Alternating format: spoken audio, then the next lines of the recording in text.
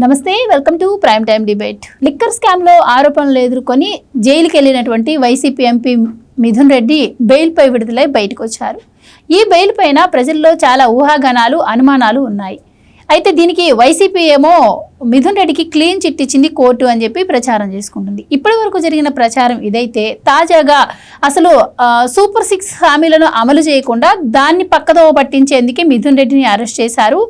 ఎలాంటి సాక్ష్యాధారాలు చూపించలేకపోవడం వల్ల ఇప్పుడు ఆయనకి బెయిల్ వచ్చింది అని చెప్పి ఒక కొత్తగా ప్రచారాన్ని తీసుకురావడంతో పాటు మరి మిథున్ రెడ్డిని కోర్టు బెయిల్ ఇచ్చినందుకు ఆయనది మెయిన్ బ్యానర్ అంటే మెయిన్ ఎడిషన్ లో ఆయన పేరు ఎందుకు వేయలేదు అని కూడా ఇప్పుడు కొన్ని మీడియా ఛానల్స్ ప్రశ్నిస్తున్నటువంటి పరిస్థితి. ఏంటి మరి బెయిల్ పై విడుదలైన వ్యక్తులను కూడా మెయిన్ ఎడిషన్ లో ప్రచురించాలా? నిజంగా సూపర్ 6 హామీలను కూటమి ప్రభుత్వం పక్కదో పట్టించడం వల్లే లిక్కర్ స్కామ్ ని తెర మీదకు తీసుకొచ్చిందా? ఇవన్నీ సందేహాలే. సో ఈ సందేహాలను నివృత్తి చేసుకునే ప్రయత్నం ఈ రోజు డిబేట్ లో చేద్దాం. మనతో పాటు డిబేట్ లో పార్టిసిపేట్ చేసేందుకు స్టూడియోలో ఉన్నారు senior journalist doctor Durga Vadlamani గారు, అలాగే టీడీపీ యాక్టివిస్ట్ శశి గారు. నమస్కారం అండి. నమస్కారం శశి గారు. మేడం, ఈరోజు కొత్తగా వినిపిస్తుంది ఏంటంటే, కొత్తగా అనే కాదు, మిథున్ రెడ్డి గారు బయటకు వచ్చిన దగ్గర నుంచి ఆయనకు కోర్టు క్లీన్ చిట్ ఇవ్వడం వల్లే బయటకు వచ్చింది అంటున్నారు. కానీ చాలామందికి ఉన్న సందేహాలు ఏంటి అంటే, ఆయనకు సంబంధించిన సాక్ష్యాధారాలతో సహా అరెస్ట్ చేశారు, అందువల్ల ఆయన సుప్రీంకోర్టుకి వెళ్ళినా కూడా బెయిల్ రాలేదన్న విషయం చాలామందికి తెలుసు. కానీ మిథున్ రెడ్డి గారు ఆయన తండ్రి బీజేపీతో కుమ్మక్కయ్యారు అని ఒక మాట వినిపిస్తే, లేదు జగన్మోహన్ రెడ్డి గారే వ్యవస్థలను మేనేజ్ చేసి వాళ్ళు బయటికి తీసుకొచ్చారు అంటున్నారు. లేదు అంటే ఈ ఎవరైతే ఈ కోర్టు తరపు లాయర్ ఉన్నారో ఆయన అమ్ముడు పోయారు అని చెప్పి ఇంకొక మాట వినిపిస్తుంది. సో ఏదేమైనా కూడా మరి ఈ సందేహాలను ఏ విధంగా చూడొచ్చు? ఇందులో ఏది నిజం అంటారు? ఇందులో ఇవేవి కాదండి. యాక్చువల్గా 73 రోజులైంది ఆయన జైలుకి వెళ్ళి. మీరు అన్నట్టుగా సుప్రీంకోర్టు బెయిల్ రిజెక్ట్ చేశాకే సిట్టు అరెస్ట్ చేసింది. సిట్టు చాలా కరెక్ట్గా చాలా తెలివిగా ముందుకెళ్ళింది ఈ కేసులో. అంటే ఎక్కడా కూడా అవతల వాళ్ళకి అవకాశం ఇవ్వకుండా చట్టబద్ధంగానే చేశారు అన్నీ కూడా. ఆ చేయడంలో మీరు అన్నట్టుగా సుప్రీంకోర్టు ఎప్పుడైతే బెయిల్ రిజెక్ట్ చేసిందో అప్పుడు మిథున్ రెడ్డి అరెస్ట్ అయ్యాక దాన్ని బ్యాన్ ఐటమ్గా ఇచ్చారు. అంటే ఎప్పుడూ కూడా ఒక సంచలన వార్తను బ్యాన్ ఐటమ్గా ఇస్తారు తప్ప, ఇప్పుడు ఒక వ్యక్తి పారిపోయినప్పుడు ఇస్తారా, వ్యక్తి దొరికినప్పుడు బ్యాన్ ఐటమ్ అవుతుందా? మామూలుగా అడుగుతున్నా. పారిపోయి పట్టుకుంటే అది బ్యాన్ ఐటమ్. ఆ వ్యక్తి పట్టుకున్నాక అతను జైల్లో వేశాక అతను బయటకు వచ్చాడు అనుకోండి, అది సాధారణ వార్త. అంటే ఇవాళ ఏ సీనియర్ జర్నలిస్ట్ అయితే ప్రశ్నించారో వారు చాలా సీనియర్ మోస్ట్ జర్నలిస్ట్ నాకు తెలిసి. మరి వారికి సందేహం ఎందుకు వచ్చిందో మనకు తెలియదు. అంటే నాకుండే కొద్ది నాలెడ్జ్తో నేను అనుకోవడం ఏంటంటే, మామూలుగా ఇప్పుడు అతను బెయిల్ మీద వచ్చాక బెయిల్ ఇచ్చారు అంటున్నారు. బెయిల్ 60 రోజులు దాటితే ఇవ్వాలి కాబట్టి ఇచ్చారు, టెక్నికల్గానే ఇచ్చుంటారు ఆయనకి. ఇక్కడతోటి అసలు ఆయన చెప్పింది 2 కాంట్రడిక్టరీ స్టేట్మెంట్స్ ఇచ్చారు ఇవాళ సీనియర్ జర్నలిస్ట్ అనే ఆయన, సాక్షికి సంబంధించిన ఆయన ఏమన్నారంటే, ఒకటి సూపర్ 6ని పక్కదోవ పట్టించడం కోసం అంటారు, మరొకటి ఏమంటారంటే విజయసాయి రెడ్డిని ఎందుకు అరెస్ట్ చేయలేదు ఈ లిక్కర్ స్కామ్లో. మరి ఆయన పేరు కూడా వినిపించింది కదా అని. మరి లిక్కర్ స్కామే లేదన్నప్పుడు విజయసాయి రెడ్డి ప్రస్తావన ఎందుకు వచ్చింది? నెంబర్ 1. నెంబర్ 2, మిథున్ రెడ్డి అసలు ఇవాళ బయటకు వచ్చాక, లేకపోతే మిథున్ రెడ్డి జైల్లో ఉన్నప్పుడు ఎందుకు జగన్మోహన్ రెడ్డి పలకరించలేదు? ములాఖత్ ఎందుకు తీసుకోలేదు? ములాఖత్ ఇవ్వలేదు. అంతకుముందు మీరు చెప్పినట్టుగా అతను ఎవరు, వల్లభనేని వంశీ కావచ్చు, లేకపోతే నందిగం సురేష్ కావచ్చు, లేదు అతను ఎవరు పిన్నెల్లి కావచ్చు, వీళ్ళందరినీ వెళ్ళి పరామర్శించారు. పిన్నెల్లి లాంటి వాళ్ళ కోసం ఆయన హెలికాప్టర్ పెట్టుకుని 40 లక్షలు ఖర్చు పెట్టుకున్నారు. మిథున్ రెడ్డిని కూడా వెళ్ళి కలుస్తారు అని అనుకున్న సమయంలో మరి ఎందుకనో ఆయన డ్రాప్ అయ్యారు ఆ విషయం నుంచి. ఆ తర్వాత బయటకు వచ్చాక కూడా మిథున్ రెడ్డి కావచ్చు, పెద్దిరెడ్డి కావచ్చు ఒక ప్రెస్ మీట్ పెట్టి, మేము జగన్మోహన్ రెడ్డి మాకు అండగా ఉన్నారు, జగన్మోహన్ రెడ్డి ముఖ్యమంత్రి అయ్యే వరకు మేము ఆయన వెంటే ఉంటాము, అందుకోసం కృషి చేస్తామని వీళ్ళు స్టేట్మెంట్ ఇచ్చుకున్నారు. మీరు గమనిస్తే కనుక అయితే, అంటే ఇక్కడ మీరు గమనించాల్సింది ఇంకో అంశం ఏంటంటే, ఇప్పుడు ఇంతమంది వెళ్ళి జగన్మోహన్ రెడ్డిని కలుస్తున్నారు. వల్లభనేని వంశీ బయటకు వచ్చాక జైలు నుంచి సతీ సమేతంగా వెళ్ళి కలిశారు ఎవరిని? జగన్మోహన్ రెడ్డిని. జగన్మోహన్ రెడ్డి ఆప్యాయంగా పలకరించి నీకు నేను ఉన్నాను అని భరోసా ఇచ్చాడు ఆ రోజు ఆయన, నీకేమొచ్చినా నేను చూసుకుంటాను. మరి ఎందుకు మిథున్ రెడ్డికి ఇవ్వలేదు? ఇప్పుడు అందరి సందేహం అది, మిథున్ రెడ్డితో చెడిపోయిందా? ఇక్కడ ఇంకొక మాట ఏంటి తెర మీదకి వస్తుందంటే, ఇవాళ మిథున్ రెడ్డి విషయంలో జగన్మోహన్ రెడ్డికి సందేహాలు రావడానికి కారణం సజ్జల చెప్పబట్టి మిథున్ రెడ్డిని దూరం పెట్టాడు. ఎందుకు పెట్టాడు? మిథున్ రెడ్డి జైల్లో అంటే ఎంక్వైరీలో నిజాలన్నీ కక్కేశాడు, అందుకే ఇవాళ ఆయనకి బెయిల్ వచ్చింది అన్నట్టుగా సజ్జల ప్రచారం చేస్తున్నారని ఒక మాట వస్తుంది. సో అంటే మీరు మిథున్ రెడ్డి గారు జగన్మోహన్ రెడ్డి గారిని కలవలేదు అనడానికి కొన్ని ఉదాహరణలు చెప్పారు. సో మరి ఈ కొడాలి నాని ఎందుకు వెళ్ళి కలిశాడు, వల్లభనేని వంశీ ఎందుకు వెళ్ళి కలిశాడు, పేర్ని నాని ఎందుకు, సో వాళ్ళ మీద వచ్చినటువంటి ఆరోపణలు వేరు, ఇటు మిథున్ రెడ్డి గారి మీద వచ్చినటువంటి ఆరోపణలు. మిథున్ రెడ్డి గారి మీద వచ్చినటువంటి ఆరోపణలో స్వయంగా జగన్మోహన్ రెడ్డి గారి పేరు ప్రస్తావించబడుతుంది. అండ్ ఆయన కొన్ని కండిషన్స్ మీద బెయిల్ వచ్చి బయటకు వచ్చారు. ఇలాంటి తనంలో ఆయన ఎవరినంటే వాళ్ళని వెళ్ళి కలవడానికి లేదు. ఒకవేళ వెళ్ళి కలిస్తే ఈ కేసు ప్రభావితం అయ్యిద్దని చెప్పి ఆ కలిసిన వ్యక్తి మీద కూడా ఎంక్వైరీ వేసే అవకాశం ఉంటుంది. ఆ నేపథ్యంలో వాళ్ళు జాగ్రత్తల పరంగా కలిసి ఉండకపోవచ్చు కదా, మీరు ఇలానే అనుకోని ఎలా అంటున్నారు? నేను అంటలేదు, వాళ్ళే అంటున్నారు. ఇది మనం అన్న మాట కాదు. ఇక్కడ ఏంటంటే విషయం, మీరు అన్న పాయింట్కి ఇప్పుడు ఈయన జగన్మోహన్ రెడ్డిని కలవటం వల్ల ఇప్పుడు కొత్తగా జరిగే నష్టం లేదు, లాభం లేదు. అది మనకుండకపోవచ్చు మేడం. అంటే టెక్నికల్ పరంగా, చట్టపరంగా కొన్ని రూల్స్ రెగ్యులేషన్స్ ఉంటాయి కదా కదా అలాంటప్పుడు అసలు ఆయన ప్రెస్ మీట్ పెట్టి ఈ కేసు ఏమీ లేదు అన్నట్టుగా అసలు లిక్కర్ స్కామ్ గురించి ప్రస్తావించకుండా మీరు గమనించండి. అప్పుడు అలా కూడా మాట్లాడకూడదు ఆయన. మీకు అర్థమైంది కదా? అంటే అసలు కేసే ఏం లేదు, మిథున్ రెడ్డి అమాయకుడని ఆయన మొదటి నుంచి చెప్తున్నారు. ఇప్పటికీ వాళ్ళు అదే ప్రచారం చేసుకుంటున్నారు కదా. కానీ ఈయన కొన్ని కండిషన్స్ మీద బెయిల్ వచ్చింది. అండ్ పర్టికులర్గా ఈ కేసు గురించి ఆయన బయట ఎక్కడ ప్రస్తావించకూడదు, ఎవరిని వెళ్ళి మాట్లాడకూడదు, విదేశాలకు వెళ్ళకూడదు, ఇలా కొన్ని కండిషన్స్ ఉంటాయండి. కరెక్టే. కానీ ఇప్పుడు లిక్కర్ స్కామ్కి సంబంధించి బయటకు వచ్చినంత మాత్రాన జగన్మోహన్ రెడ్డిని కలవకూడదని ఎక్కడ ఏమీ లేదు. ఇప్పుడు జగన్మోహన్ రెడ్డిని కలిసినంత వల్ల వచ్చే, అంటే ఈ కేసులో వచ్చే నష్టము లేదు. ఆల్రెడీ అన్నీ కూడా వాళ్ళ దగ్గర ఆధారాలు ఉన్నాయి. ఇప్పుడు ఇవాళ సీనియర్ జర్నలిస్ట్ అనేది ఏంటంటే 3,500 కోట్లు అంటున్నారు మీరు. 3,500 కోట్లు ఎవరు ఎక్కడికి పంపించారు అసలు? ఇవాళ ఒకవేళ వాళ్ళెవరు బెవరేజెస్ వాళ్ళు ఇచ్చుంటే బెవరేజెస్ కదా కోర్టుకు వెళ్ళాలి. దీని మీద ఈ కేసులన్నీ ఏంటి అన్నట్టుగా ఆయన మాట్లాడాడు. ఇప్పుడు ఏది ఏమైనానండి, ఇవాళ లిక్కర్ స్కామ్కి సంబంధించి కావచ్చు, ఏదైనా కూడా ఇప్పుడు మొన్నను జగన్మోహన్ రెడ్డికి వచ్చిన ఇంకొక సందేహం ఏంటంటే, అంటే సజ్జల అతనిలో అంటే ఇక్కడ ఇంకోటి మేడం, ఇక్కడ విజయసాయి రెడ్డిని ఎందుకు అరెస్ట్ చేయలేదు అన్నదానికి ఇక్కడ ఇంకో క్వశ్చన్ కూడా ఉంది. ఏంటంటే నిజంగా లిక్కర్ కేసు నిజమని ఇటు సైడు అంటే కూటమి పార్టీకి సంబంధించిన వాళ్ళు అంటున్నారు, లేదు అని చెప్పి వైసీపీ వాళ్ళు అంటున్నారు. సో ఉంది అని చెప్పి మిథున్ రెడ్డిని అరెస్ట్ చేశారు, చెవిరెడ్డి భాస్కర్ రెడ్డిని అరెస్ట్ చేశారు. మరి ఉంది అన్నప్పుడు సజ్జల రామకృష్ణారెడ్డి ఎందుకు అరెస్ట్ చేయరు? ఆయన కూడా మీటింగ్స్లో ఉన్నానని 1-2 సందర్భాల్లో చెప్పారు కదా. మరి ఆయనే కదా కేసు గురించి బయటపెట్టింది, ఆయనకి తెలుసు కదా. మరి అది ఆ కోణంలో ఆలోచిస్తే అది కూడా కరెక్టే కదండి. సజ్జల రామకృష్ణారెడ్డి మొదటి 3 మీటింగ్స్లో ఉన్నట్టు ఎక్కడ రాలేదు మనకి. మీకు విజయసాయి రెడ్డి ఇంట్లో జరిగాయి తప్ప సజ్జలకి ఈ కేసులో సంబంధం లేదు కాబట్టి ఇంతవరకు సజ్జల పేరు వినిపించలేదు. మీరు గమనించండి. సజ్జలను కూడా 2-3 సార్లు ఎంక్వైరీకి రమ్మని వాళ్ళు పిలవడం కూడా జరిగింది కదా. సజ్జలది ఇంత తీవ్రంగా ఎక్కడా లేదు. ఇప్పుడు మిథున్ రెడ్డికి ఉన్నంత యాక్సెస్ కానీ ఈ విషయంలో.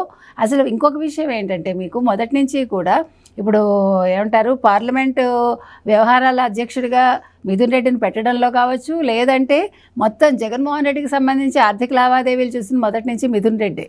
మీరు కనుక గమనిస్తే కనుకైతే యాక్చువల్గా లిక్కర్ స్కామ్లో చాలా కీలకం అన్నది మిథున్ రెడ్డి.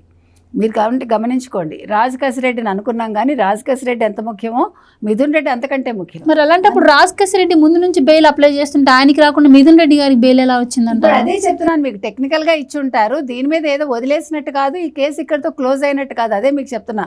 ఇప్పుడు వైసీపీ వాళ్ళు అన్న ప్రశ్నే మీరు అడుగుతున్నారు కాబట్టి ఇక్కడ కేసు ఏమీ క్లోజ్ అవ్వలేదు. ఇప్పుడు మీకు ఆల్రెడీ ఈడీ ఎంటర్ అయ్యాక ఈ కేసు క్లోజ్ అవ్వడం అనే సమస్య లేదు, ఇంకా తీవ్రం అవుతుంది. ఎందుకంటే ఈడీ వచ్చాకే కదా. గతంలో కూడా జగన్మోహన్ రెడ్డి ఎప్పుడు అరెస్ట్ అయ్యారు? ఈడీ వచ్చాకే కదా. కాబట్టి ఈ కేసు ఇక్కడ ఆగిపోయిందని అనుకోద్దు. అందుకే కదా సత్యప్రసాద్ అరెస్ట్ చేశారు. తర్వాత మిథున్ రెడ్డి బయటకు వచ్చాకే సత్యప్రసాద్ లోపలికి వెళ్ళాడు. కాబట్టి ఇక్కడ విషయం అది కాదు, ఎందుకు మిథున్ రెడ్డిని కలవలేదు, మిథున్ రెడ్డి బీజేపీలోకి వెళ్తాడా, ఇవి కదా సందేహాలు. ఇప్పుడు మిథున్ రెడ్డి బీజేపీలోకి వెళ్తే వచ్చే లాభం ఎవరికి? వాళ్ళకి, మిథున్ రెడ్డికి, పెద్దిరెడ్డికి. జగన్మోహన్ రెడ్డికి వచ్చే లాభం ఏమి ఉండదు అక్కడ చెప్పాలంటే. కాకపోతే ఏంటంటే ఇప్పుడు వీళ్ళ పరిస్థితి ఎలా ఉందంటే, ఇప్పుడు వాళ్ళు బీజేపీలోకి వెళ్ళాలి అనుకుంటే ఆయన విడుదలవగానే ప్రెస్ మీట్ పెట్టి మేము జగన్తోనే సచ్చే వరకు ఉంటామని చెప్పి పెద్దిరెడ్డి చెప్పాల్సిన అవసరం లేదు. వాళ్ళు సైలెంట్గా ఉండొచ్చు. కానీ వాళ్ళు బయటకు వచ్చిన తర్వాత పెద్దిరెడ్డి, మిథున్ రెడ్డి కలిసి ప్రెస్ మీట్ పెట్టి మరీ చెప్పారు, మేము మా ప్రాణం ఉన్నంత వరకు మేము జగన్తోనే కలిసి ఉంటాం. అక్కడ ఎందుకు చెప్పారంటే జగన్మోహన్ రెడ్డి దగ్గర నుంచి సంకేతాలు రాలేదు వీళ్ళకి. జగన్మోహన్ రెడ్డి ములాఖత్కి వెళ్ళలేదు. ఇప్పుడు మీకు అదే చెప్తున్నాను నేను. అందుకని వీళ్ళంతటి వీళ్ళు చెప్పుకోవాల్సిన పరిస్థితి వచ్చింది. లేకపోతే జగన్మోహన్ రెడ్డి ఒక స్టేట్మెంట్ ఇస్తాడు, మిథున్ రెడ్డిని కనీసం అప్రిషియేట్ చేసి ఉంటాడు, అమ్మ నువ్వు వచ్చేసావా మంచిది సంతోషం అని. ఇక్కడ అది జరగలేదు కాబట్టి పెద్దిరెడ్డి తిన్న పెద్దిరెడ్డి, మిథున్ రెడ్డి తిన్న మిథున్ రెడ్డి, జగన్ మా వెంటే ఉన్నాడు, మేము చచ్చే వరకు జగన్ వెంటే ఉంటాం, జగన్ని ముఖ్యమంత్రిని చేస్తామని వీళ్ళు చెప్పుకోవాల్సి వచ్చింది. కారణం అదే చెప్తున్నా మీకు. ఇప్పుడు ఒకవేళ వీళ్ళు బీజేపీలోకి వెళ్దాం అనుకున్నా ముందు అక్కడ వాళ్ళు తీసుకోవాలి, అక్కడ అసలు ఎంట్రీ ఉందో లేదో తెలియదు. కాబట్టి వీళ్ళు తొందరపడి మేము పార్టీ వదిలేస్తామని వీళ్ళు చెప్పలేరు. ఇప్పుడు మీకు అర్థమైంది కదా. ఇన్ని లొసుగుల వల్ల ఇవాళ మిథున్ రెడ్డి కావచ్చు, పెద్దిరెడ్డి కావచ్చు, వాళ్ళంతటా వాళ్ళు స్టేట్మెంట్లు ఇచ్చుకోవాల్సి వచ్చింది. ఇంకొక విషయం ఏంటంటే మీకు గుర్తుంటే కనుకైతే ఎలక్షన్స్ అయ్యాక జగన్మోహన్ రెడ్డి ఒక మాట అన్నాడు అని అప్పుడు సర్క్యులేట్ అయింది. చిత్తూరు ఇన్ఛార్జిగా ఉన్న పెద్దిరెడ్డి తమ్ముడు తంబళ్ళపల్లి నుంచి ఆయన ఎమ్మెల్యేగా, పెద్దిరెడ్డి పుంగనూరు నుంచి ఎట్లా నెగ్గారు, ఇంకెవరు నెగ్గలేదు, ఇందులో ఉండే లొసుగేంటి అని జగన్మోహన్ రెడ్డి అడిగినట్టుగా వచ్చింది మీకు గుర్తుంటే కనుకైతే. కాబట్టి ఇక్కడ ఫస్ట్ నుంచి కూడా పెద్దిరెడ్డి మీద మిథున్ రెడ్డి మీద అప్పుడు ఎలా ఉన్నా కానీ ఇప్పుడు వాళ్ళు ఒక కన్నేసి ఉంచారు అని మనకు అర్థమవుతుంది. ఎవరు వైసీపీ వాళ్ళు, ముఖ్యంగా జగన్మోహన్ రెడ్డి, సజ్జల రామకృష్ణారెడ్డి. అందుకని వీళ్ళ జాగ్రత్తలో వీళ్ళు బయటకు వచ్చి ఒక ప్రెస్ మీట్ పెట్టి ఒక స్టేట్మెంట్ ఇవ్వాల్సి వచ్చింది. కాబట్టి ఇది ఎంతవరకు వెళ్తుందో మనం చూడాలి. ఇప్పుడు విజయసాయిరెడ్డి అంటారు, విజయసాయిరెడ్డి ఇంట్లో మొదటి 3 ములాఖతులు జరిగాయని ఆయన చెప్పాడు, నాకు సంబంధం లేదని ఆయన చెప్పాడు. ఇంకొకటి ఆయన అప్రూవర్గా మారాడు కాబట్టి, ఆయన పార్టీ వదిలేశాడు కాబట్టి ఆయన అరెస్ట్ జరగలేదు అనేది వినిపిస్తున్న మాట. కాబట్టి ఇప్పుడు అవసరమైతే విజయసాయిరెడ్డిని ప్రశ్నిస్తారు వాళ్ళు ఆల్రెడీ అడిగారు. ఆయన ఎప్పుడు అవసరమైతే అప్పుడు వస్తా అన్నారు, అప్పుడు కలవలేదు ఆయన రెండోసారి. ఇప్పుడు నిజంగా అవసరమైనప్పుడు వెళ్ళి విజయసాయిరెడ్డి సిట్ ముందు హాజరవ్వాల్సిన అవసరం అయితే ఉంటుంది. శశి గారు, ఇప్పుడు ప్రభుత్వం ఇచ్చినటువంటి సూపర్ 6 హామీలు పరిపూర్ణంగా అమలు చేయలేకపోతుంది, దాని నుంచి ప్రజల దృష్టిని మళ్లించేందుకే లిక్కర్ కేసుని తెర మీదకు తీసుకొచ్చింది అని చెప్పి మొదటి నుంచి ఇప్పటి వరకు కూడా అదే ప్రచారం జరుగుతోంది. సో దీనికి మీ సమాధానం ఏంటి? ఒకటి, లిక్కర్ స్కామ్ అనేది దేశాన్ని ఒక కుదిపేసే స్కామ్. ఇది ఢిల్లీ లిక్కర్ స్కామ్ని మించి 100 రెట్లు 1000 రెట్లు ఎక్కువ జరిగిందని నేను చెప్పడం కాదు, రాష్ట్రం అంతా కోడై కూసింది. ఢిల్లీ స్థాయి నుంచి గల్లీ స్థాయి వరకు ఉన్న ప్రతి ఒక్కరూ చెప్పే మాట, ఇది ఢిల్లీ లిక్కర్ స్కామ్ని మించిన స్కామ్ ఆంధ్రప్రదేశ్ రాష్ట్రంలో జరిగింది. దాంట్లో జగన్మోహన్ రెడ్డి గారి పార్టీ వాళ్ళు ఉన్నారు అని చెప్పారు. ఈరోజు అది ఈడీ ఎంక్వైరీ చేస్తుంది, ఇది ప్రొసీజర్ ప్రకారంగా జరుగుతూ ఉంది. వీళ్ళంతా దేశ అత్యున్నత న్యాయస్థానం వరకు వెళ్ళిన ఆధారాలు ఉన్నాయని చెప్పడం జరిగింది. ఈ లిక్కర్ స్కామ్ అనేది జరిగింది. ఆ రోజు లిక్కర్లో కల్తీ జరిగింది వాస్తవం, ఆ రోజు ప్రాణాలు కోల్పోయింది ప్రజలు వాస్తవం, ఆ రోజు ఎంతోమంది అమాయకులు బలైపోయింది లిక్కర్ తాగి వాస్తవం, ఆ రోజు ఎంతోమంది అనారోగ్య సమస్యలు వచ్చి హాస్పిటల్కి వెళ్ళింది వాస్తవం. ఈరోజు వైసీపీ ఒక మాట అంటుంది, రాష్ట్రంలో ఒక నకిలీ మద్యం తయారవుతుంది లిక్కర్, అదే ఎన్ బ్రాండ్ని కూటమి ప్రభుత్వ కనుసన్నల్లోనే, టీడీపీ నేతల కనుసన్నల్లోనే ఎన్ బ్రాండ్ లిక్కర్ తయారవుతుంది, దానివల్ల ప్రజల ప్రాణాలు పోయే అవకాశం ఉందని చెప్పి ఈరోజు ఒక న్యూస్ బయటకు వచ్చింది. మీరేం చెప్తారు దాని గురించి? దమ్ముంటే నిరూపించండి. ఆ రోజు జే బ్రాండ్లు అమ్మి పరువు పోయింది. ఈరోజు ఈ జే బ్రాండ్ వల్ల వీళ్ళ మెడకి ఎమపాసం అవబోతుంది కాబట్టి విష ప్రచారం జల్లుతున్నారు. ఎందుకంటే వాళ్ళు చేసినట్టే ప్రతి ఒక్కరు చేస్తారేమో అని దురుద్దేశంతో చేస్తున్నారు. ఈరోజు ప్రతి ఒక్కటి ట్రాన్స్పరెన్సీగా లిక్కర్ పాలసీ చేంజ్ చేసినప్పటి నుంచి ట్రాన్స్పరెన్సీగా పెట్టాం లిక్కర్ పాలసీ. పబ్లిక్గా బయట ఏ పాలసీ ఎక్కడి నుంచి వస్తున్నాయి ప్రతి ఒక్కటి పబ్లిక్ డొమైన్లో పెట్టాం. ఇది కూటమి ప్రభుత్వం కొన్న చిత్తశుద్ధి. ఆనాడు నువ్వు పబ్లిక్ డొమైన్లో ఎందుకు పెట్టలా? ఆ రోజు నకిలీ బ్రాండ్లు తీసుకొని వచ్చింది మీరు. ఆ రోజు మీకు గుర్తుందో లేదో, ఒక బ్రాండ్ ఉంటుందండి, కింగ్ ఫిషర్ అనుకున్న ఎగ్జాంపుల్ చెప్తున్నాను, నాకు తెలియదు, నాకు మద్యం అలవాట్లేదు, నాకు తెలియదు. ఒక ఎగ్జాంపుల్, నేను తెలియదు అన్నది లిక్కర్ స్కామ్ గురించి కాదు, బ్రాండ్ల గురించి, ఓకేనా? మళ్ళీ కొంతమంది పేటీఎం బ్యాచ్ తెలియకుండా మాట్లాడతాను.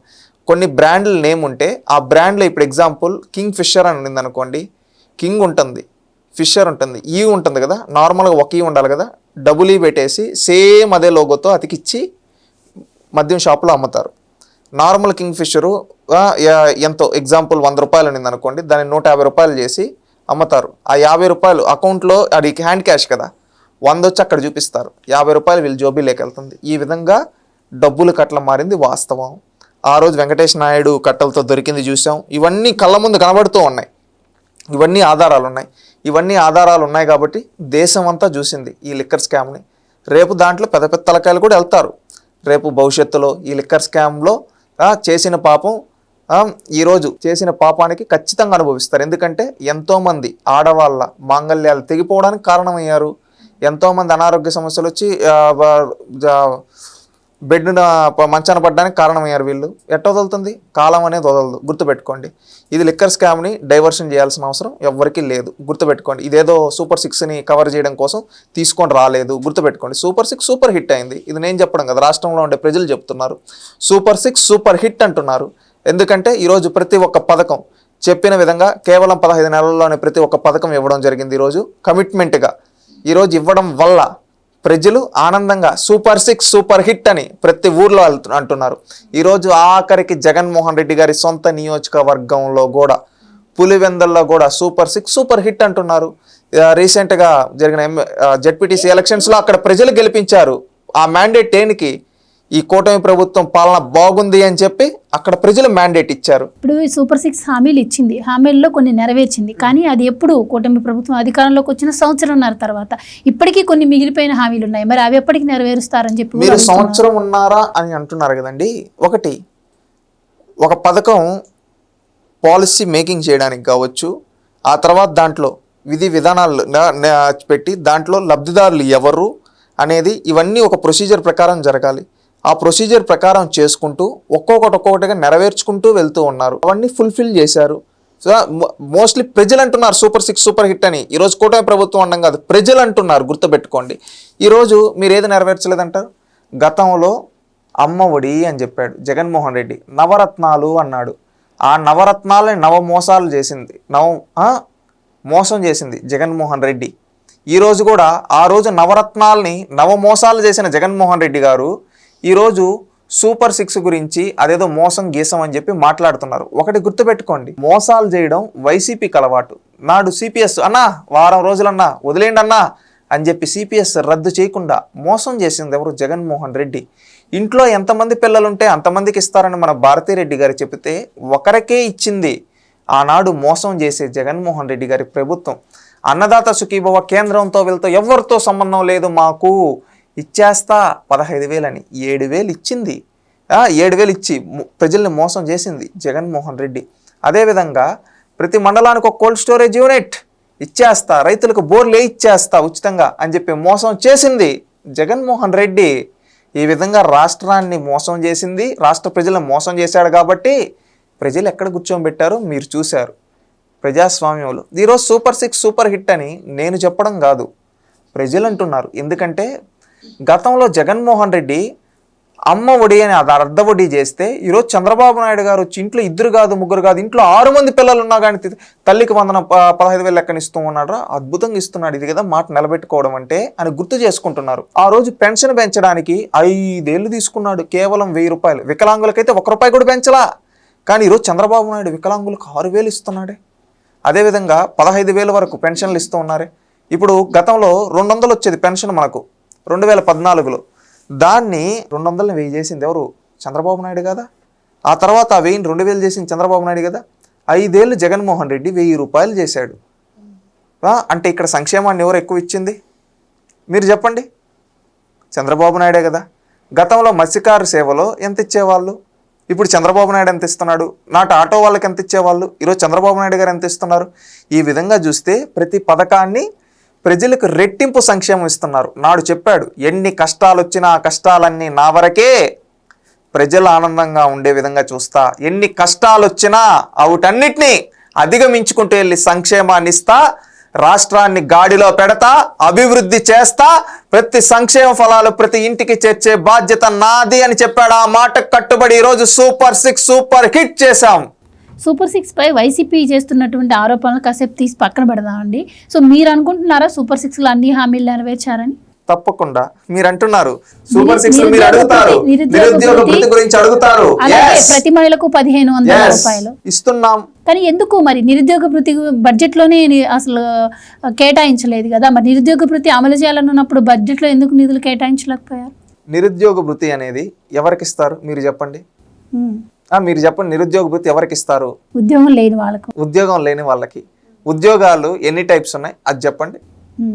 ఉద్యోగాలు ఎన్ని టైప్స్ ఉన్నాయి అది చెప్పండి ఒకసారి. ఉద్యోగుల్లో చాలా రకాలు ఉంటాయి. అదే ఎన్ని రకాలు మీకు తెలిసిన ఒక 2-3 రకాలు చెప్పండి.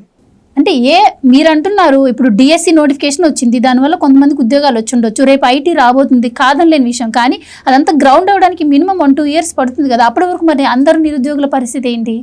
ఇప్పుడు నిరుద్యోగులు, నేను చెప్తాను చూడండి, టోటల్గా ఈ నిరుద్యోగ భృతి గురించి ఒక క్లారిటీ అనేది ఇవ్వాల్సిన బాధ్యత మాపై ఉంది. ఒకటి, కూటమి ప్రభుత్వం అనేది గతంలో ఒక హామీ అనేది చెప్పడం జరిగింది. ఏమని చెప్పడం జరిగింది? 20 లక్షల ఉద్యోగాలు అనేది గ్రౌండ్ చేయాల్సిన బాధ్యత మాపై ఉంది. మేము ఇస్తాం 20 లక్షల ఉద్యోగాలు. ఒకటి, ఇవి ఏ రంగాల్లో అంటే, ఒకటి ప్రభుత్వ ఉద్యోగాలు, ప్రైవేట్ ఉద్యోగాలు, అదేవిధంగా స్వయం ఉపాధి రంగాల్లో 3 విధాలుగా తీసుకొని వీటిలో ఉద్యోగాలు కల్పిస్తాం. వీటితో పాటు ఒక స్కిల్ డెవలప్మెంట్ ట్రైనింగ్ అనేది ఇస్తాం. ఇవేవి కాని పరిస్థితుల్లో నిరుద్యోగ భృతి అనేది అందిస్తాం అని చెప్పడం జరిగింది. ఈ నిరుద్యోగ భృతి అనేది కూడా నార్మల్గా నాకు ప్రతి ఒక్కరికి అనేది కాదు, ఒక సర్వే చేయాల్సిన అవసరం ఉంది. దీంట్లో విధి విధానాలు ఎవరనేది టేకప్ చేయాల్సిన అవసరం ఉంది. దాని తర్వాత కొంతమంది ఏంటంటే మన రాష్ట్రం నుంచి పక్క రాష్ట్రాలకు వెళ్ళి ఉద్యోగాలు చేసుకుంటూ ఉంటారు. కొంతమంది ఇక్కడే ప్రైవేట్ ఉద్యోగాలు చేసుకుంటూ ఉంటారు. కొంతమంది ప్రభుత్వ ఉద్యోగాలు చేసుకుంటుంటారు. కొంతమంది స్టార్టప్స్ పెట్టుకొని చేసుకుంటూ ఉంటారు. ఇక్కడ ఇప్పుడు ఒక అతను పక్క రాష్ట్రంలో ప్రైవేట్ ఉద్యోగంలో 50,000 జీతం ఇస్తూ ఉంటాడు. ఎగ్జాంపుల్ చెప్తా. ఇక్కడ నాకు లేదు అని చెప్పి నిరుద్యోగ భృతి అని చెప్పి ఆ 3,000 తీసుకుంటాడా? మీరు చెప్పండి. ఇప్పుడు మీరేమంటారు? అతనికి ఉద్యోగం లేదు అంటే ఏ సంక్షేమ పథకం అమలు చేసినా దాంట్లో అనర్హులకు చాలా మందికి దక్కుతున్నాయి, కానీ వెరిఫై చేసి ఇవ్వడమే కదా ప్రభుత్వం పని.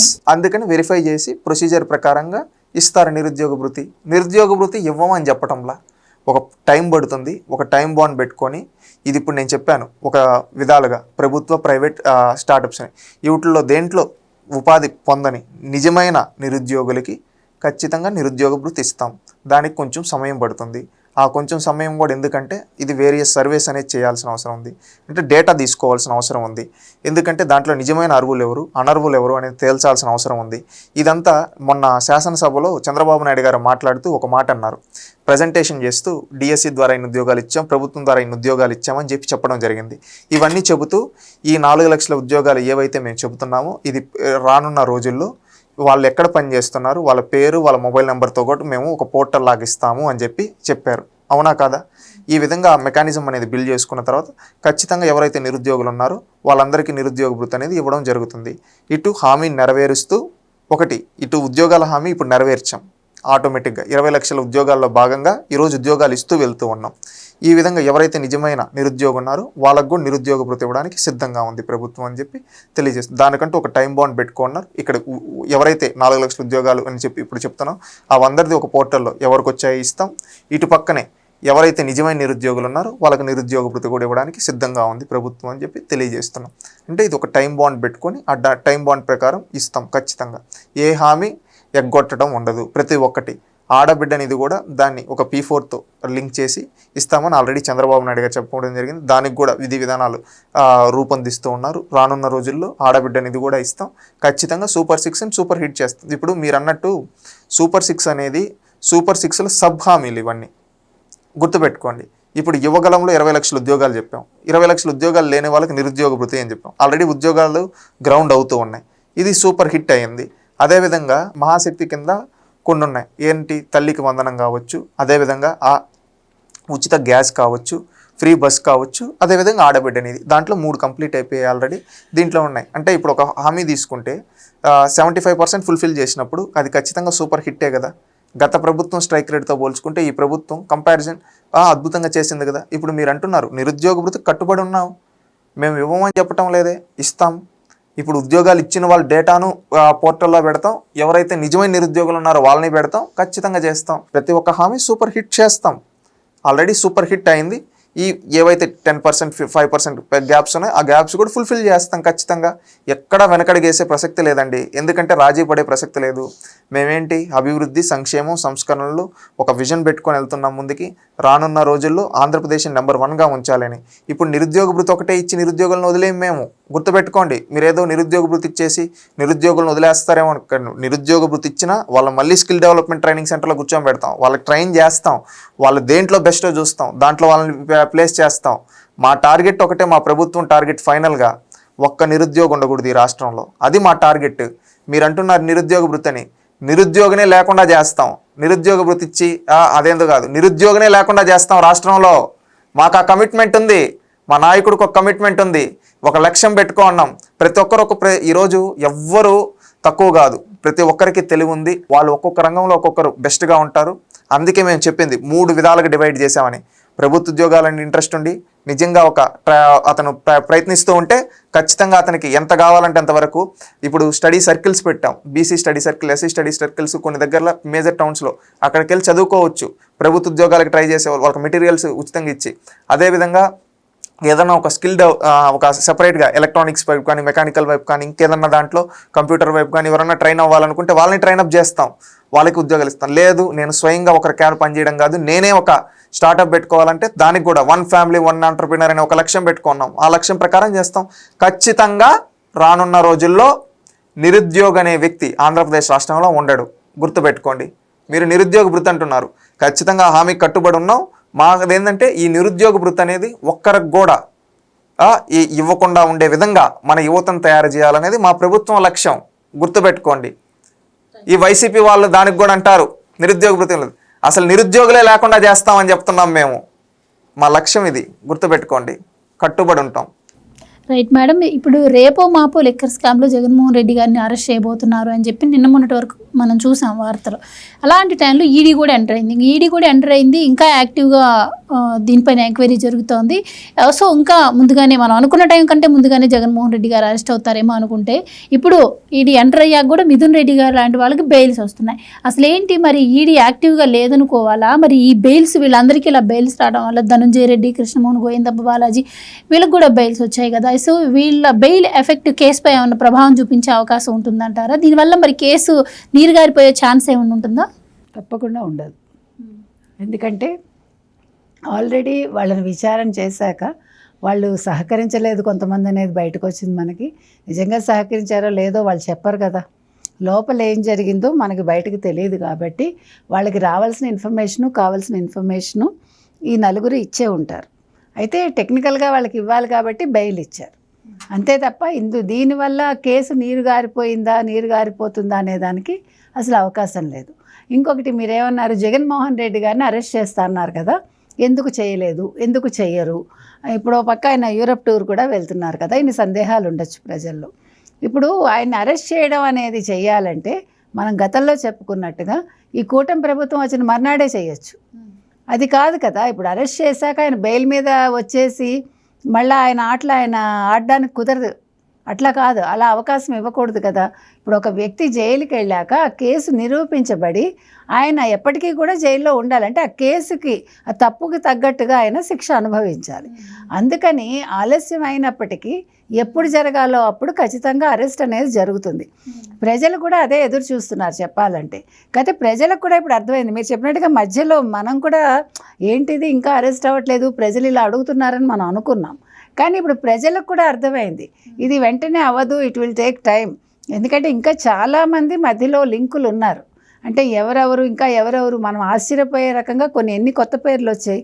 మనం ఊహించని పేర్లన్నీ, ఒక గోవిందప్ప బాలాజీ కావచ్చు, రాజ్ కసిరెడ్డి కావచ్చు, మనకి అసలు ఒక్కొక్కళ్ళ పేరు బయటకు రావడానికి ఒక్కొక్క వ్యక్తి సహకరించాడు. అంటే మనం ఊహించిన వాళ్ళందరూ కూడా బయటకు వచ్చి వాళ్ళందరూ లింకులు ఇవ్వడం వల్ల వాళ్ళ వివరాలు చెప్పేసి వాళ్ళు అప్రూవర్స్గా మారిపోవటం వల్ల ఈ కేసు ముందుకెళ్ళటం జరిగింది. చెప్పాలంటే 3,500 కోట్లు ఎక్కడికి వెళ్ళాయి, ఎలా వెళ్ళాయి, అసలు కేసే లేదని ఒక జర్నలిస్ట్ అంటే 3,500 కోట్లు ఎక్కడికి వెళ్ళాయో, ఎలా వెళ్ళాయో, దుబాయ్కి ఎందుకు వెళ్ళాయో, ఎవరి ద్వారా వెళ్ళాయో అవన్నీ కూడా సిట్ దగ్గర ఇన్ఫర్మేషన్ ఉంది, ఈడీ దగ్గర ఇన్ఫర్మేషన్ ఉంది. కాకపోతే ఖచ్చితంగా ఏ వ్యక్తులు ఏ పని చేశారు ఇది. ఎందుకంటే మనం ఇంతకుముందు చెప్పినట్టుగా ఈ కేసు ఒక సాధారణ కేసు కాదు. ఈ లిక్కర్ కేసు ఎట్లా చేశారంటే వాళ్ళు అంతు చిక్కని విధంగా ఒక నెట్ ఇప్పుడు చిక్కులు పడిపోతే ఉంటుంది చూడండి, ఆ రకంగా వాళ్ళు ఈ కేసులో ఒక్కొక్క వ్యక్తి ఇన్వాల్వ్మెంట్ చేసుకుంటూ వెళ్ళారు. సో ఆ చిక్కుముళ్ళు విప్పుకుంటూ ఒక్కొక్క వ్యక్తిని బయటకు తీసుకురావడానికి టైం టేకింగ్, ఇది చాలా టైం టేకింగ్ అవుతుంది. అంటే మీరు అనుకుంటారు ఇవాళ సత్యప్రసాద్ వచ్చేసాడు, ఇంకే ఉంది, కేసు క్లోజ్ అయిపోయింది అనుకుంటాం మనం. కానీ సత్యప్రసాద్ లింక్ ఇంకెవరితోటో ఉంటుంది. అంటే మనం ఊహించని మలుపులు తిరిగింది ఈ లిక్కర్ స్కామ్ యాక్చువల్గా చెప్పాలంటే. అంటే ఇందాక శశి చెప్పినట్టుగా ఇప్పుడు ఢిల్లీ లిక్కర్ స్కామ్ చాలా చిన్నది. తర్వాత మధ్యప్రదేశ్ ఎక్కడ అబ్బాయిని మొన్న అరెస్ట్ చేశారు, ఆ చీఫ్ మినిస్టర్ కొడుకుని. అవన్నీ కూడా చిన్న కేసులు. కానీ ఇది ఇప్పుడు మనం 3,500 కోట్ల గురించే మాట్లాడుతున్నాం. 3,500 కోట్ల వెనకాల ఇంకెంత స్కామ్ ఉంది అనేది ఇవాళ వెలికి తీయడంలో సిట్ కానీ ఈడీ కానీ బిజీగా ఉన్నాయి. కాబట్టి ఈడీ వచ్చింది కాబట్టి మిథున్ రెడ్డి బయటకు వచ్చేసాడు, తప్పది. ఈడీ పని ఈడీ చేసుకుంటోంది, సిట్టు పని సిట్టు చేస్తోంది, కోర్టుల పని కోర్టులు చేస్తున్నాయి. వచ్చేవాళ్ళు బయటకు వచ్చినంత మాత్రాన ఈ కేసు ఖచ్చితంగా నీరు గారదండి. కాకపోతే ఏంటంటే జగన్మోహన్ రెడ్డి అరెస్ట్ కోసం ప్రతి ఒక్కళ్ళు ఎదురు చూస్తున్నారు. కాబట్టి ఆ ఎండ్ కార్డ్ ఎప్పుడు పడుతుంది అనేది మరి ఈ సంవత్సరంలో జరుగుతుందా కొత్త సంవత్సరంలో జరుగుతుందా అనేది ఇక్కడ ఉన్న అసలు ట్విస్ట్ అన్నమాట.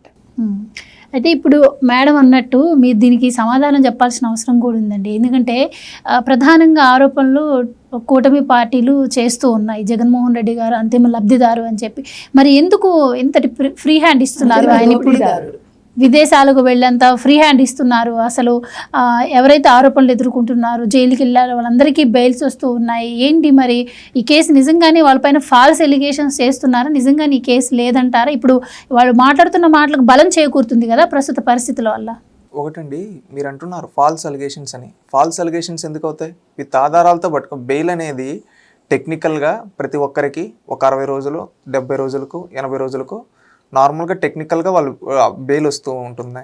నార్మల్గా ఎంత పెద్ద కేసులో అయినా మన దేశ న్యాయ వ్యవస్థలో మనం చూసుకునింది ఎన్నో కేసుల్లో ఎంతోమంది అరవింద్ కేజ్రీవాల్ బెయిల్ మీదే వచ్చాడు. మళ్ళీ అదేవిధంగా ఢిల్లీ లిక్కర్ స్కామ్లో మీరు అంటున్నారు కదా, ఇప్పుడు వాళ్ళకి శిక్ష పడిపోయి ఉండాలి కదా. ప్రతి కేసులో బెయిల్స్ అనేది, కానీ ఖచ్చితంగా ఈ దేశంలో న్యాయం కొంచెం లేట్ అవ్వచ్చేమో కానీ గెలుస్తుంది అని నమ్ముతున్నాం. ఎందుకంటే ఈరోజు న్యాయ వ్యవస్థలో కూడా కొన్ని మార్పులు చేర్పులు అనేది చేసుకోవాల్సిన అవసరం ఉంది. ఎందుకంటే ఏళ్ల తరబడి కేసులు పెండింగ్లో ఉంటే ఏమవుతుంది? లాస్ట్గా నా చట్టం పైన, ధర్మం పైన నమ్మకం పోతుంది. ఆ నమ్మకాన్ని నిలబెట్టాల్సిన బాధ్యత న్యాయ వ్యవస్థ పైన ఉంది. ఈరోజు సిట్టు కానీ ఈడీ కానీ ఆధారాలు సేకరించి న్యాయస్థానాల ముందు పెడతాయి. న్యాయస్థానం అనేది తేల్చాల్సిన అవసరం ఉంది. ఈరోజు ఎక్కువ కేసులు అయిపోవడం వల్ల వాళ్ళ విచారణ మీద విచారణ, ఇంత పెద్ద స్కామ్ అయినటువంటి మద్యం స్కామ్ లోనే ఇంత ప్రొలాంగ్ అవుతూ ఉంటే ఇంకా బయటికి రావాల్సిన స్కామ్స్ ఎన్నో ఉన్నాయి, ఇంకా విచారణకు రావాల్సిన స్కామ్స్ ప్రొలాంగ్ అన్నగానండి. ఇది డ్యూరేషన్ ప్రకారంగా చూసుకుంటే మనకు చాలా చిన్న డ్యూరేషన్ జరిగింది. విత్ ఇన్ 1 year కొన్ని కేసులు 10 ఏళ్ళకి 20 ఏళ్ళగా నడుస్తున్నట్టు కూడా ఉన్నాయి. ఈరోజు ఈ లిక్కర్ స్కామ్లో విత్ ఇన్ 1 yearలోనే ఇంతమంది నేరస్తుల్ని అరెస్ట్ చేయడం జరిగింది. వీళ్ళందరికీ కండిషనల్ బెయిల్స్ ఉన్నాయి. ఈరోజు మీరు అంటున్నారు ఎవరో వదిలేస్తున్నారు. ఎక్కడ వదిలేస్తున్నారు? ఈరోజు ఎవరైతే మిథున్ రెడ్డి ఉన్నాడో అతను కండిషనల్ బెయిల్ పైన వచ్చాడు. జగన్మోహన్ రెడ్డి ఈనాటికి కూడా కండిషనల్ బెయిల్ పైన ఉన్నాడు. ఈరోజు అతను ఏదో మీరు వెళ్ళిపోయి దేశం వదిలి వెళ్ళిపోతారండి. దేశం వదిలి వెళ్ళిపోతే చొక్కా పట్టుకొని లాక్కొని వస్తారు, రెడ్ నోటీస్ ఇచ్చి. గుర్తుపెట్టుకోండి. చెవిరెడ్డిని లాక్కొచ్చారుగా. చెవిరెడ్డి భాస్కర్ రెడ్డి గారు వెళ్ళిపోవాలనుకున్నాడు. వెంకటేష్ నాయుడిని వీళ్ళంతా వేరే విదేశాలకు వెళ్ళిపోవాలనుకుంటా ఉంటే బెంగళూరులోకి కాడి నుంచి అట్లా మారాలనుకుంటే అక్కడి నుంచి పట్టుకొని వచ్చి అరెస్ట్ చేశారు. గుర్తుందా మీకు? ఎవరిని వదలరు. అంటే ఎవరు వెళ్ళిన వాళ్ళు రాకుండా కూడా చాలా మంది ఉన్నారు. అంటే వెళ్ళిన వాళ్ళు రాకుండా ఉన్నారు అని అంటే మీరు చెప్పే విజయ్ మాల్యా ఆ కేసుల గురించి కానీ నేను చెప్పి ఇక్కడ వీళ్ళు కండిషనల్ బెయిల్ పైన ఉన్నవాళ్ళు, వీళ్ళు విత్ ఆధారాలతో ఖచ్చితంగా రెడ్ నోటీస్ ఇచ్చి లాక్కొని వస్తారు. ఇప్పుడు తెలంగాణలో అతను ఎవరో ఫోన్ ట్యాపింగ్ కేసులో విదేశాల్లో దాంకోంటే లాక్కొని వచ్చారు కదా, అదేవిధంగా లాక్కొని వస్తారు. ఇప్పుడు ఎక్కడా వదిలేది లేదు. తప్పు చేసిన ప్రతి ఒక్కరికి శిక్ష పడాలి, పడుతుంది కూడా. ఈరోజు ఏంటంటే కూటమి కక్ష సాధింపు అనేది చేయడం లేదు. గుర్తుపెట్టుకోండి, కక్ష సాధింపు అవసరం లేదు. చాలామంది అనుకుంటారు కక్ష సాధింపు అని. కక్ష సాధింపు ఎందుకు అవసరం? ఎవరికి అవసరం? ఈరోజు కక్ష సాధింపు అయితే చంద్రబాబు నాయుడు గారు మొన్న కూడా శాసనసభలో చెప్పారు, కక్ష సాధింపు అయితే ముందు నేనే అరెస్ట్ చేయించుని ఉండాలి. కానీ నేను కక్ష సాధించాను. ప్రొసీజర్ ప్రకారం వెళ్తాం. వాళ్ళు చేసిన తప్పులకి న్యాయ వ్యవస్థ ముందు, ప్రజల ముందు వాళ్ళని దోషులుగా నిలబెడదాం, దానికి గ్రౌండ్ ప్రిపేర్ చేద్దాం అన్నారు. అంటే దాని అర్థం ఏంటి? ఆయన అన్న మాటకి వాళ్ళు తప్పులు చేశారు. ఆ తప్పుల్ని ప్రజల ముందు పెట్టి ప్రజల్ని చైతన్యవంతులు చేయాలి. ఈరోజు ప్రజాస్వామ్యంలో ప్రతి ఒక్కరు జవాబుదారీతనం ఎవరికి ఉండాలి? ప్రజలకు ఉండాలి. అలాంటప్పుడు వాళ్ళు చేసిన తప్పులన్నింటినీ ప్రజల ముందు బయట పెట్టాలి. ఈరోజు లిక్కర్ స్కామ్ని ప్రజల ముందు బయట పెట్టాం. ఈరోజు ప్రజలందరూ అవునరా ఆ రోజు మా చుట్టుపక్కల తిరుగుతున్నాడు, ఆ రోజు మద్యం తాగి కడుపు మంట అని చెప్పి చచ్చిపోయాడు చూడు, ఆ చావుకు కారణమైంది వీడేరా అని చెప్పి ఈరోజు మాట్లాడుకుంటున్నారు. అదేవిధంగా కొంతమంది అనారోగ్య సమస్యలు, అవునరా నేను ఆ రోజు తాగి నాకు ఎక్కడం లేదు, కడుపులో ఈ విధంగా నా కిడ్నీలు పాడైపోవడం, లివర్ పాడైపోవడం కారణం ఈ ప్రభుత్వం, జగన్మోహన్ రెడ్డి ప్రభుత్వం అని చెప్పి ఈరోజు మాట్లాడుకుంటున్నారు వాళ్ళంతా. అంటే ఇదంతా తెలిసే విధంగా బయట పెట్టింది ఎవరు? ఈ ప్రభుత్వం కదా, కూటమి ప్రభుత్వం కదా. ప్రజల ముందు నిలబెట్టాం, వీళ్ళు దోషులు అని చెప్పి న్యాయస్థానాల ముందు పెట్టాం. ఇంకా న్యాయ వ్యవస్థ ముందు ప్రజలు ఆల్రెడీ డిసైడ్ అయ్యి వాళ్ళు ఓటుతో చెప్పారు. రేపు కూడా మళ్ళీ బుద్ధి చెప్తారు వాళ్ళకి. ఖచ్చితంగా ఇంకా న్యాయస్థానాల్లో న్యాయం గెలుస్తుందని భావిస్తూ ఉన్నాం.